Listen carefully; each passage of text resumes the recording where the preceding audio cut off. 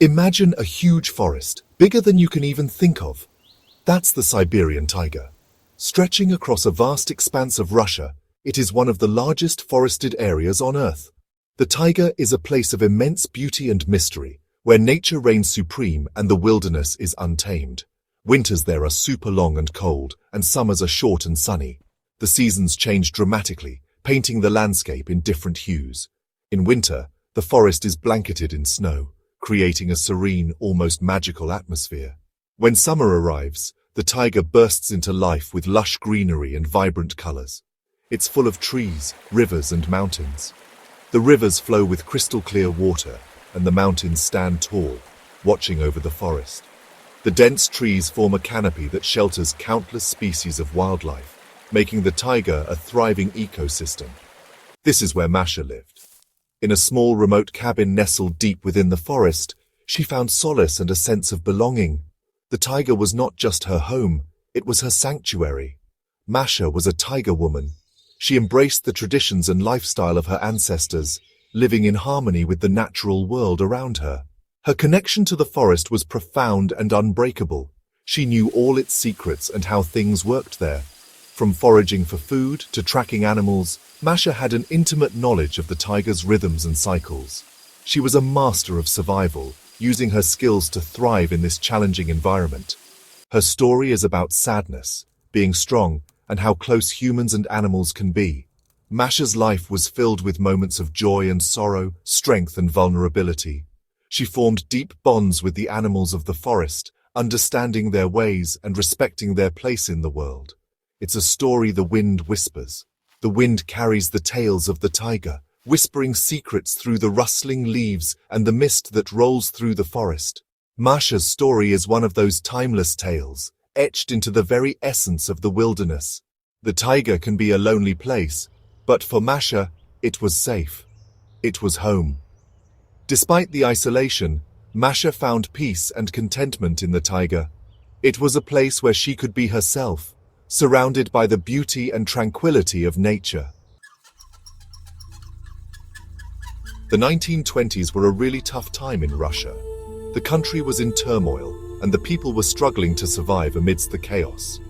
World War I had just ended, leaving behind a trail of destruction and loss. Then came the revolution, a time of great upheaval, followed by a brutal civil war that tore the nation apart.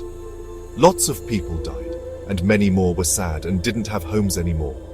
Families were torn apart, and communities were shattered. The streets were filled with refugees, people who had lost everything and were searching for a place to call home. Masha was one of them. She lost everything, her family, her house, her whole life. The pain was unbearable, and the memories of her past haunted her every day. It was so painful. She ran away from the fighting and the scary stuff. The constant fear and the sound of gunfire drove her to flee, seeking refuge from the horrors that surrounded her. She went to the only place she felt safe, the big, wild taiga. The dense forest offered her a sanctuary, a place where she could hide from the world and try to heal her broken heart. Masha walked into the forest and left her old life behind.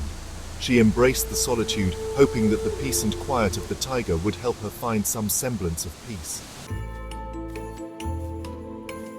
At first, Masha just tried to stay alive in the wild. She looked for food and built a simple little house for herself. The forest was full of danger, but it was also full of new things to discover. One day, she met a pack of wolves in the forest. She was scared, but they didn't hurt her at all. They just watched her, and she watched them back cautiously. She started leaving them some of her food. Slowly, they became friends. Masha learned how they talked to each other and how they lived together.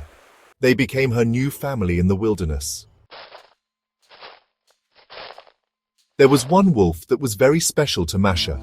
It was a girl wolf with fur as white as the purest snow. Masha named her Luna. Luna was different from all the other wolves. She was more curious, adventurous, and playful. She liked being around Masha all the time. They would hunt together, play together, and even sleep together in the cozy wolf den. They were really close, like true sisters. When Masha looked at Luna, she saw her own wild, untamed self. People started talking about a wild woman living with wolves in the taiga. The stories were whispered in hushed tones, filled with awe and mystery. They spoke of her uncanny ability to communicate with the wolves, her survival skills, and her deep connection with nature.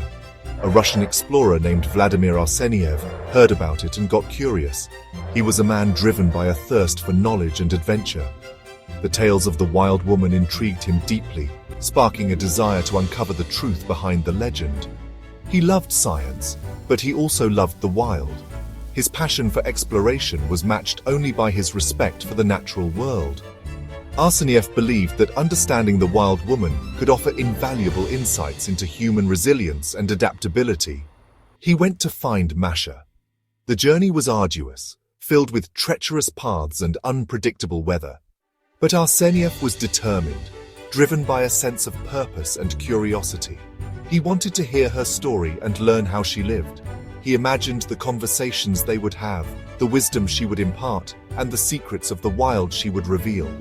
He found her camp and watched her from far away. He observed her daily routines, her interactions with the wolves, and her seamless integration into the wild. He saw her with the wolves and how they treated her like one of them. Arseniev felt conflicted.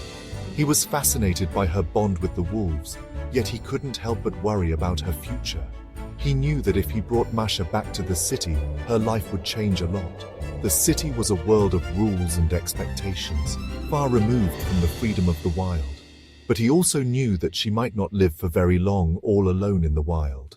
The wilderness was unforgiving and survival was a constant struggle. Arseniev was torn between two worlds, unsure of what was best for Masha.